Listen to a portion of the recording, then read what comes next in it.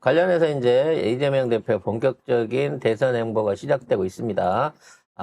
정말 칭찬해주고 싶은 게, 이 이제 경선 주자 셋이서 뽑기로 번호를 정해요.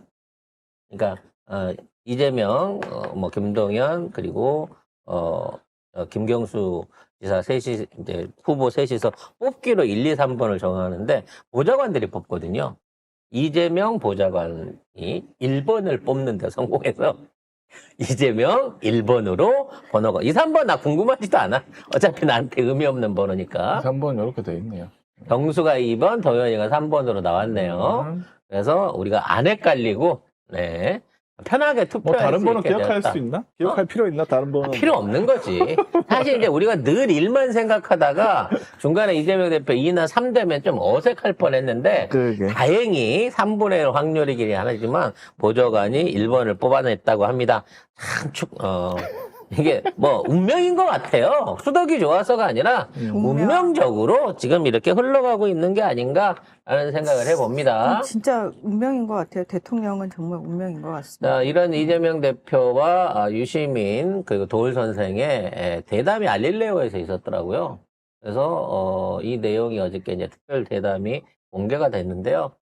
그걸 보면서 제가 참 많이 부러웠습니다. 그 오가는 얘기들이나 주고받는 질문들이 꼭 제가 하고 싶었다. 그런 질문들이었거든요. 네, 그래서 내가 저 자리에 질문자로 설 수 있었으면 얼마나 좋을까라고 생각을 해봤습니다. 지금 이제 이재명 그 선대위 본부 안에서 아마도 이제 홍보를 위한 유튜버들에 대한 인터뷰의 기회를 많이 준다고 그래가지고 송작가 TV도 제안서를 냈습니다. 오. 네, 제안서를 냈는데 이게 이제 흔히 말하는 구독자 수 카팅으로 해갖고 내려오게 되면 아마 우리는 안 되겠네. 가능성이 없을 가능성이 높습니다만 에이. 제가 거기 구구절절히 이 자기소개서를 진실하게 써낸다고 써냈기 때문에 그래요? 혹시 압니까? 네, 작은 시간이나 조금 조금 시간이 언제 될지는 모르겠지만 저희 방송에도 인터뷰 기회가 올 수도 있지 않나라는 희망을 가져봅니다. 하지만 어찌 됐거나 힘들 것 같은데. 우리 방송에서 우리 원래 마이너가 우리의 강점인데 자꾸 왜 메이저 흉내를 내려고 그래요? 아니 그 메이저 틈바구니 안에서 우리가 묻고 싶은 것에 대한 특별한 제안서를 저희가 냈는데 왜요? 국회의원들도 나오기 부끄러워하는 방송인데 왜 그러셨어요? 그 얘기 하지 마. 그러면 밑에 보좌관들이 여기 깊이 방송이야 이렇게 되잖아. 저는 안 그래도 판결 이상한 거 나가지고 지금 짜증나 죽겠는데. 저희가 특별하게 무슨 100만, 200만을 조회수를 낳을 수 있는 방송은 아닙니다만 그동안 사실 저희 방송만큼 건의원일 까고 이재명 대표와 민주당의 바른 방향의 성공을 위해서 헌신해온 방송이 없고요. 제가 우리 애청자 같은 어제 분들이 왔어요. 없거든요. 제가 이 책이 어제 왔다고. 어제 후원도 성공하고 말이야. 네, 저도 후원을 했거든요. 근데 뭐 저는 뭐 그런 건 욕심 안 내는데 우리 세호는 사실 욕심 내실 수 있죠. 그러나 많은 분들이 왜냐면 난 여기 물어보고 싶은 게 너무 많아. 여기 홈쇼핑 방송인데 왜 그러시지라는 여기 성형 전문 방송이에요. 예, 이러면서 예. 어떤 미용 채널이라 안 된대요. 예. 렛미인이었어 우리? 네. 아무튼 저희도 일말의 기대를 갖고 기다려 보겠습니다. 만약 이제 뵙게 된다고 하면 뭐 저변을 새롭게 넓힌다기보다는 그동안 저희 방송을 듣고 광장에서 또 여러 부분 안에서 응원을 해오신 우리 애청자들한테 좋은 선물이 될 것 같아서 시도는 해봤습니다. 근데 잘 너무 큰 해봤어요. 기도는 하지 마시고요. 저는 그래서 그런지 사실 우리 송작가 TV 애청자라고 이렇게 만나잖아요. 그러면 유독 더 끈끈한 게 있어요. 사실은 뭐 100만, 200만 되는 유튜브 보시는 분들은 많죠. 그분들 워낙 유명하죠. 근데 그 모든 경쟁 유튜브 방송을 뚫고 저 송작가 TV 애청자예요 하실 정도면은 진짜 우리의 진심을 아시는 분들이다라는 생각에 저는 정말 약간 이렇게 울컥하는 게 있어요. 이렇게 광장에서 만나거나 그러면 약간 울컥하는 게 있는데 저는 부승찬 의원님이 저를 알아보면서 저한테 제가 그러거든요. 저를 알아보면 제가 저를 아세요라고 꼭 물어보세요. 뭐, 예, 알죠. 의원님들이 다 그러세요. 근데 송작가 TV라고 콕 찍어주신 분이 부승찬 의원님이셨는데 제가 어떻게 하세요? 그랬더니 우리 와이프가 하도 봐가지고 그러니까 사모님이랑 인터뷰할 거야, 나는. 구의원이랑 안 해.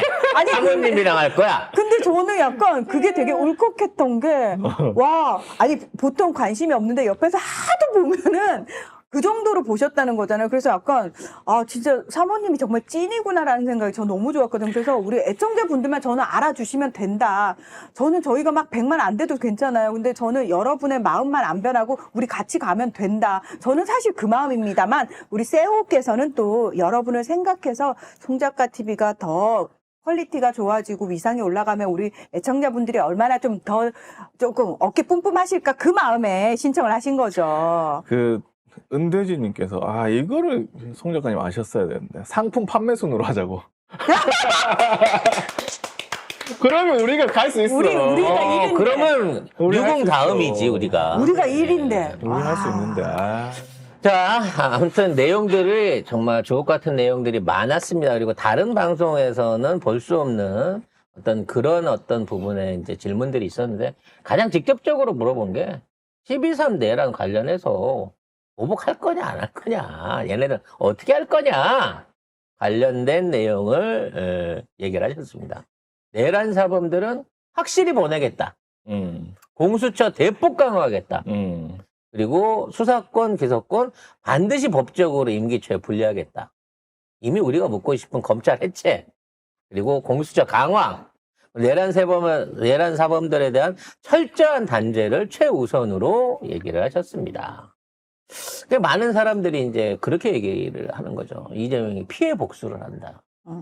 물론 이재명 대표만큼 몸으로, 법적으로, 언론에서 이렇게까지 핍박을 받아본 정치인은 아마 대한민국에 없을 거예요. 전 세계적으로도. 전 세계적으로 드뭅니다. 없을 겁니다. 드물어요. 아니, 근데 우리나라에만 있어. 김대중 대통령님은. 거의 김대중 대통령님하고 비슷하시죠. 비슷하죠. 그 급이죠. 급이 네. 비슷하지. 일본 바다에서 진짜 와. 생수장 당할 뻔한 것부터 시작해갖고 그러니까요. 정치 역정에 대한 여러 가지 어려움들이 정말 많으셨던 분이 또 김대중 대통령이시기도 하고, 또 노무현 대통령처럼 흑수저에서 시작해가지고 스스로의 능력으로 변호사까지 올랐다가 그 길을 버리고 행정가, 시민운동가로 전환하신 또 특이한 케이스의 그런 이 행적을 걸어오신 분이라서, 이분은 그냥 브라질의 루나나 이런 분들하고 또는 룰라나 또는 전태일하고도 또 느낌이 다른 분이에요. 이분은 흑수저에 시작해서 금수저에 근접해 봤다가 다시 시민의 행정가로 돌아오신 분이거든. 그러니까 그게 노무현 대통령의 궤적도 그런데 우리가 왜 너무 가난해 치가 떨리면은 내가 돈 벌어야지 라는 생각이 강해져요. 근데 여기서 나뉘는 것 같아요. 노무현 대통령님도 처음에 변호사 되셔가지고는 돈 많이 버셨다고 많이 그랬죠. 버셨잖아요. 많이 버셨는데 사실 대다수는 그 많이 버는 길로 그냥 쭉 가요. 그런데 거기서 다시 턴해가지고 원래 자리로, 그러니까 심지어 이재명 일부러 대표는 내려오는 거잖아요. 돈을 벌어볼 기회조차 안 가지고 땡빛 얻어가지고 노동 변호사, 인권 변호사부터 시작을 하신 분이 한 번도 돈을 안 만지신 양반이야. 그래도 우리보다 많이 만졌어. 변호사님께. 그랬을까? 그럼요. 안 그랬대. 그때부터 이미 빚내서 노동 상담하고 그럴 때부터 돈은 그냥 벌어놓고 오신 그런 인생을 살아오신 분이란 말이죠. 그러면서도 한 번도 주변이나 가족이나 또는 주변에 많은 분들이 고통을 받고 있긴 하지만 그런 사람들이 받는 고통이 다 억울할 만큼 직접적인 특혜나 주변에 대한 사적인 특혜를 베풀어 본 적이 없는 분이에요. 그렇죠. 그러니까 희한하다는 거야. 중간에 도올 선생님이 그 얘기를 하겠어요. 저쪽 사람들이 보기엔 지금 전태일이 대통령이 되는 것 같은 그러한 느낌으로 올 것이다라고 하는데, 전태일은 처음부터 노동자였고 노동자인 상태로 투쟁의 그 안에서 해왔던 리더와 투쟁심의 결과로 자기 자신을 희생한 사람입니다만, 이재명 대표는 그걸 떠나가지고 사회적인 문제 또는 제도적인 문제, 국가적인 차원의 부조리를 바로 잡으면서 모든 국민을 이롭게 하겠다고 지금 이 자리에 와 있는 분이라는 거죠. 권력보다는 권한을 달라고 요구하는 분이라는 거죠. 이런 대통령이 전 세계적으로 출몰해 본 적이 없어요. 일단 선진국에서는 그런 역경을 굳이 겪을 일이 없는 거고요. 선진국에서는. 그리고 이제 미국 같은 나라에서는 인권 변호사는 눈을 씻고 찾아보기가 힘든 이유가 미국에서 변호사는 가장 사악한 집단이잖아요. 맥도날드에서 뜨거운 커피 하나 엎은 걸로 수십억 원의 보상금, 배상금을 받아낼 수 있는 그런 게 변호사들의 삶이거든요.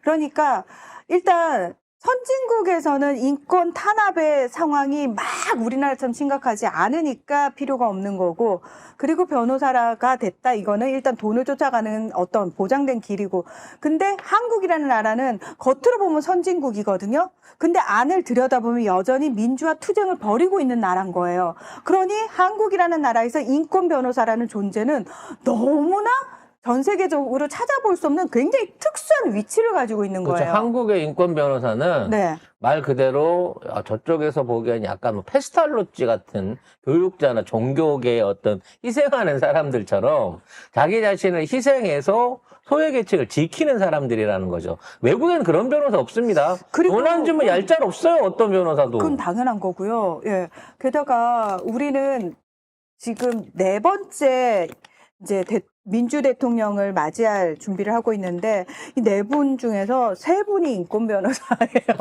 그러니까 이런 나라도 없는 거예요, 사실은. 이런 나라도 없는 거예요. 그리고 이제 이러한 내용들 중에 제가 이제 가장 뭐랄까 아직도 궁금하고 아예 조금 그런 게 저쪽은 정치 보복할 거다라고 얘기하는데 진짜 안 할 거냐라고 자꾸 물어봐요. 왜냐면 그렇게 그걸 원하고 있는 분들도 있으니까 또 그게 정의 구현이고 또 제대로 된 개혁이라고 생각하시는 분들이 많으니까. 근데 이재명 대표가 결정적으로 이 얘기를 합니다. 성남 시절이나 경기도청을 달 때도 모든 사람들이 다 협조적이지 않았다는 거예요. 때로는 반기를 들거나 내부적으로 방해를 하거나 이런 인력들이 있었지만 본인은 한 명도 그런 사람을 잘라본 적이 없다는 겁니다. 하지만 그 사람들을 데리고 성과를 만들어낼 수 있도록 그 사람들을 끌고 끝까지 임기 내내 그 일을 해왔다는 그렇죠. 거죠. 그게 사실은 뭐 장점이나 단점이기도 해요. 네. 유동규 같은 인간들이 튀어나올 수 있어요. 그렇죠. 그런 문제가 나중에 있긴 뒤통수 있는데 치는 인간들이 나올 수 있으니까요. 아, 거기에 버르장머리 대고 없는. 도올 교수가 그 얘기를 해요. 성남시에서 행정하는 거랑 이 큰 대한민국이라는 국가를 운영하는 거는 차이가 있는 거 아니냐라고 얘기를 하는데 이재명 대표가 진짜 우문현답을 합니다. 결과는 똑같습니다. 결국 성남시의 행정을 하든 대한민국의 행정을 하든 그 원칙과 그 관리 방침이 지켜진다고 하면 모두가 행복해질 수 있는 사회, 좋은 결과가 나는 거는 당연하다는 거예요. 그러니까 이런 얘기죠. 비행기 운전하는데 자전거 못하느냐? 이 얘기는 당연히 성립이 되는 건데 자전거 탈 줄 아니까 비행기도 운전할 수 있다라는 거는 이게 등치가 안 되는 거거든요. 중요한 건 운전을 할 수 있느냐 없느냐의 기능적인 부분이 아니라는 거야. 그러한 작업을 할 수 있는 준비와 역량과 거기에 맞춘 대책이 서 있다고 치면 뭐가 됐든 움직이는 걸 타는 건 똑같다는 거죠. 결국 제가 묻고 싶은 질문들은 조금 몇 가지 빠진 게 있었습니다만 그 질문들을 저희 방송을 통해서 한번 보충을 해볼 수 있었으면 참 좋겠다라는 생각을 해봅니다. 그러니까 그 도울 선생님께서는 저들의 논리를 적나라하게 사실 얘기를 해주셨잖아요. 저희도 맨날 앉아가지고 소무정이 딸, 시무정이 딸 신민경이가 도대체 어떤 얘기를 할 건지에 대해서 얘기를 저희도 하잖아요. 저 그지 같은 서민 새끼들 잘난 것도 없으면서 나보다 니들이 그렇게 타고나든지 정말 이런 얘기를 할까? 진짜 그런 얘기를 한다고 말씀드렸는데 저 서울대 나온 애들이 모여가지고 그런 얘기를 한다는 거잖아요. 막말로 서울대를 나와도요. 가난한 집 출신들은 또 인정을 안 해줘요. 그러니까 이재명 네. 대표가 하는 얘기가 그거예요. 왜 내가 이렇게 잘해드리겠습니다, 잘하겠습니다 그러는데 저쪽은 아무리 해도 안 믿는다는 거야. 설득하는 걸 포기했다는 거야. 버리고 갈 겁니까? 그랬더니 맛을 보여줘야 된다는 거야. 즉 내가 대통령이 돼서 이렇게끔 대통령의 맛을, 제대로 된 행정의 맛을 보여주면 그때 가서 믿을 거라는 거야.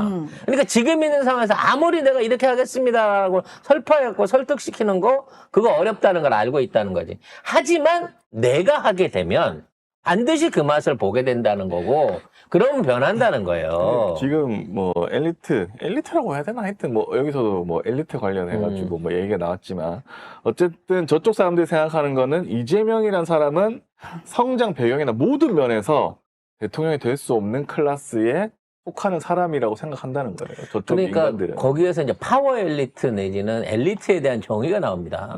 도울 선생님이 그 얘기를 해요.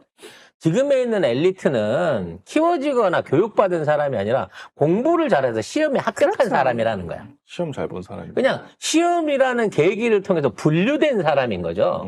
그런 애한테 권한을 주게 되면, 할 수 있는 권한을 주게 되면 자기 역할을 어느 정도 하고 난 다음에 그걸 다음 사람한테 넘겨줘야 되는 게 맞아요. 근데 이 엘리트들이 서로 카르텔을 맺어가지고 이것들을 자기네 집단에 권력화하는 거예요. 그렇죠. 그러니까 내 밑에 있는 후배, 내 말 잘 되는 부하들한테 내가 갖고 있는 권한을 물려줌으로 인해 가지고 그 권력을 상시적으로 내가 유지할 수 있고 이게 결국은 그거 자체가 권력이 된다라고 믿고 있는 게 파워 엘리트라는 거야. 그래서 얘네들은 파워 엘리트의 다음은 반드시 나와 같은 사람이어야 되는 거야. 그렇죠. 나와 통할 수 있는, 내 말을 들을 수 있는 사람이어야 되기 때문에 그런 생각을 하고 있는 기득권 애들한테 이재명이라고 하는 진짜 흑수저 출신의 이런 정치인은 너무나 두렵다는 거야. 안 겪어본 맛이기 때문에.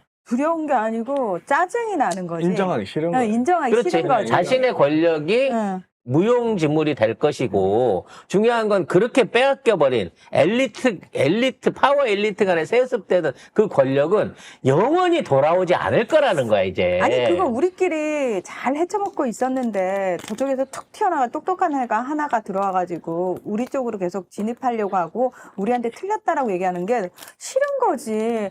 저 그지 같은 새끼가 뭐라는 거야. 중요한 건 대한민국의 그 파워 엘리트 그룹 안에 들어서 모든 이 무범무도한 혜택을 혼자 다 누리면서 그 권력으로 떵떵거리고 살고 있는 사람이 전체 우리 5천만 인구 중에 몇 명이나 되느냐는 거야. 얼마 안 됩니다. 1%도 안 돼요. 0.001% 정도 돼요. 그렇지 0.001%지. 그때부터 얘기했었잖아. 박근혜 때도 그 소수의 1%가 되기 위해서 나는 개가 될 수 있다라고 얘기하는 놈들이 공공연하게 공직자들 안에 있었어요. 너무 웃기잖아요. 진짜 저는 사실 되게 어이가 없고 웃긴 게 뭐냐면은 판사들 사이에서도 서울대 법대, 서울대 비법대, 그리고 비서울대, 그리고 또 비서울대 내에서도 성균관대 법대, 한양대 법대, 연대 법대 이런 거 나뉘는 게 너무 우습잖아요. 같은 막말로. 동문 안에서도 무슨 고등학교 나오는지 갖고 또 나눠요. 그러니까 그게 너무 웃기잖아요. 구역질 나는 게 그거죠. 노무현 대통령 고졸이라고 얼마나 지랄했습니까? 몇 학번이시죠? 얼마나 이지랄하고 지랄했어. 있어. 언론에서 사실 그것 때문에 또 그랬어요. 그것도 그 전에 김대중 대통령한테도 그랬고. 근데 문재인 대통령이니까 경희대 출신이 무슨 또 이랬다고. 근데 이제 또 아이고 저 중앙대 출신이 무슨 그 얘기 못해. 왜? 권성동도 그 안에서도 4개 나는데 권성동이 알게 모르게 엑스맨이라는 이유가 이 모든 거를 학벌 문제라든지 뭐 이런 모든 것들을 사실은 다 막아주고 있어요. 참. 자기 말을 번복해가면서 이게- 이재명에 대한 쉴드를 쳐주고 있어 권성동이. 이게 얼마나 진짜 미친 짓인지 오죽하면은 한덕수 총리라는 자가 잼버리 전 세계 청소년들이 모인 자리에 가서 나 하버드 나왔어요 이러고 돌아다니는 게 이게 말이 되냐고요 내 말은. 대한민국에서는 하버드 정도는 나와야 총리할 수 있어요. 아니, 그러니까 뭐 이런 그게 거야? 그게 웃기잖아요. 근데 웃긴 게 저쪽 사람들은 이직들은 하버드 나왔으면 똑똑하겠지 이라도 찍어준다는 거야. 그 하버드 나온 애가 이준석인데 20번 남 아니야. 강용석인데. 아씨 더러워 진짜. 난 정말, 좀 아니, 우리 지금 애청자분들도 똑같은 마음이잖아요, 솔직히. 야, 되게 웃긴다, 웃기지도 않는다. 근데 그걸 뭐라고. 그들은 그렇게 생각합니다. 예. 그러니까 저들의 논리가 난 너무 웃긴다고. 근데 우리처럼 생각하는 애들이 사실은 더 다수라는 거야. 그러니까 그걸 깰 사람이 이재명이다. 근데 우리 쪽 사람들은 다 깼어요. 왜냐하면 김대중 대통령께서도 목포 상고에, 물론 당시 천재들만 가던 그 근데 노무현 대통령도 부산 상고 출신이야. 당시 천재들만 간다던. 그렇잖아요. 네. 그리고 우리 문재인 대통령은, 열심히 학생운동도 하면서 붙었고, 사법연수원에서도 2등으로 졸업했어. 그래서 뭐 결론적으로 말하면 이 알릴레오에서 기획했던 인터뷰 자체는 질문자가 달랐고 또 물어보는 방향성이 달랐기 때문에 일반적인 방송사나 흔히 정치인들을 모아놓고 하는 관훈 토론 같은 데서 하는 그런 대담하고는 전혀 다른 어떤 색다른 면에 대한 부각이 좀 있었어요. 근데 이거를 더더욱 부각시키기 위해서는 송작가 TV를 나오셔야 된다. 이 말씀을 드리고 싶었습니다. 그러면 여기 나오시면은 이재명 의원님하고 송 작가님하고 두 분이서 하시는 거죠? 그래야죠. 예. 네. 아무튼 그렇게 기획서를 내놨는데 받아들여졌으면 좋겠습니다. 제가 2,000원 주고 꿈도 좋은 걸 하나 사놨거든요. 커다란 2,000원? 비둘기가 우리한테 내려와 앉는 꿈을 사놨기 때문에 네, 저는 성사 되리라라는 기대를 갖고 좀 더 있습니다. 쓰시지 2,000원은 뭡니까? 응? 너무 비싸게 사면 안 돼. 뭐예요? 꿈값.